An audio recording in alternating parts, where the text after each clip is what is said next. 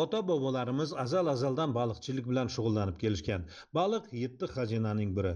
Bugungi kunda ham to'yimli, ham foydali bu mahsulotning bozori chaqqon. Xalqimizning baliq va baliq mahsulotlariga bo'lgan talabi yuqori. Ana shu talablardan kelib chiqib, aholining ehtiyojini qondirish, mahalliy va jahon bozoriga sifatli baliq va baliq mahsulotlarini yetkazib berish muhim vazifaga aylangan. Shu maqsadda Prezidentimizning 2022-yil 13-yanvardagi baliqchilik tarmog'ini yanada rivojlantirishning qo'shimcha chora-tadbirlari to'g'risidagi 83-sonli hamda 2022-yil 22-fevraldagi Aydar Arnasoy ko'llar tizimi boshqaruvini takomillashtirish chora-tadbirlari to'g'risidagi 141-sonli qarorlari qabul qilindi. Bugungi kunda Qoraqalpog'iston Respublikasi bo'yicha umumiy maydoni 26.250 gektarni tashkil etadigan 139 ta tabiiy suv havzalari hamda 2715 gektar bitta suv ombori bo'lib, 560 ta baliqchilik xo'jaliklari faoliyat olib bormoqda.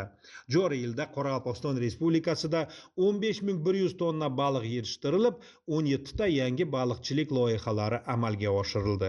Hozirda hududda 5 ta lichinka ishlab chiqaradigan inkubatsiya sexi va chavoq yetishtiruvchi 600 gektar reproduktor havzalar mavjud.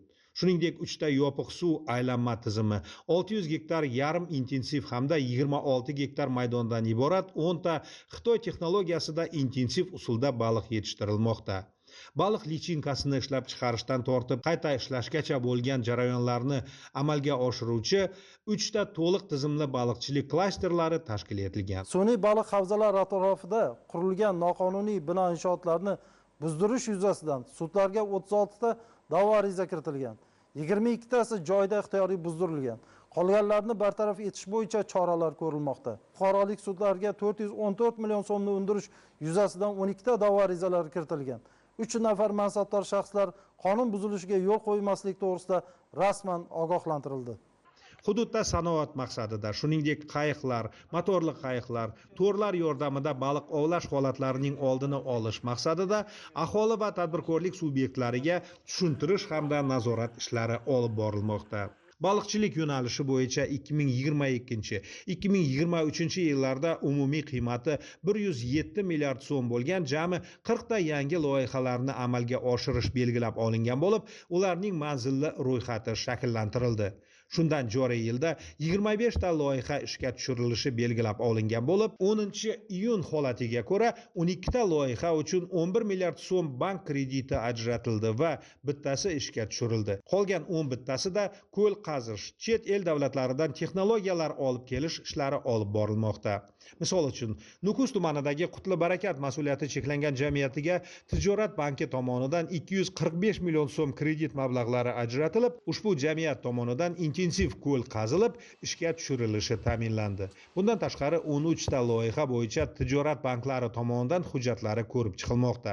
2023-yil uchun 15 ta loyiha ishga tushirilishi belgilab olingan bo'lib, 10-iyun holatiga ko'ra 4 ta loyiha uchun 2,2 milliard so'm bank kreditlari ajratildi. Baliqchilik yo'nalishi bo'yicha 2022-2023 yillarda umumiy qiymati 107 milliard so'm bo'lgan jami 40 ta yangi loyihalarni amalga oshirish belgilab olingan va ularning manzilli ro'yxati shakllantirildi. Prezidentimizning Qoraqalpog'iston Respublikasiga tashrifi davomida belgilab berilgan topshiriqlar ijrosini ta'minlash maqsadida Eliqal'a tumani Sharq Yulduzi ovul fuqarolar yig'inidagi Bunyodkor mahallasida joylashgan Aqshako'l hududida turistik zona tashkil qilish va zarur infratuzilmani barpo etish bo'yicha 10 milliard so'm miqdorida mablag' ajratilishi ta'minlash vazifalari belgilangan edi. Qoraqalpog'iston Respublikasi prokuraturasi tomonidan tabiiy ko'llarda baliqchilikni rivojlantirish va suv resurslaridan foydalanishga oid qonunchilik ijrosi ustidan nazorat tarmog'i va tuman prokurori bilan birgalikda nazorat ishlari olib borilmoqda.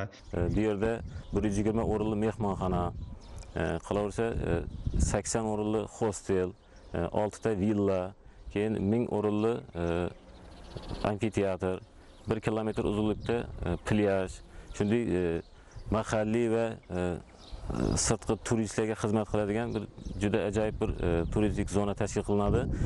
Buni hisobiga tumanimizda pandemiyadan oldin 30 ming turist tumanimizga tashrif buyurgan bo'lsa, bu loyiha amalga oshgandan keyin 50 ming turistga xizmat qiladigan markaz ko'zda tutilgan.